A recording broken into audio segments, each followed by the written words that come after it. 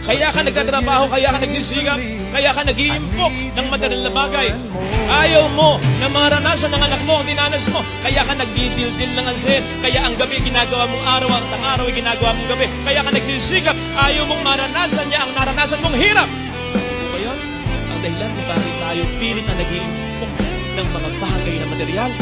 Just listen. Kapatid, kung naranasan mo, either directly, ikaw mismo, or indirectly, sapagkat nakita mo sa buhay ng ibang tao, yung hirap, ang daming pamilya, yung hirap na utang ka ng utang, utang sila ng utang, yung hirap ng isang lugmok sa pagkakasala, yung hirap ng isang broken family, yung hirap ng isang walang pangarap sa buhay, yung hirap ng walang pananampalataya sa buhay, lahat ng hirap na dulot ng kasalanan na naranasan mo o nakita mong naranasan ng ibang tao, kapatid, sikapin mo na huwag di maranasan ng mga anak mo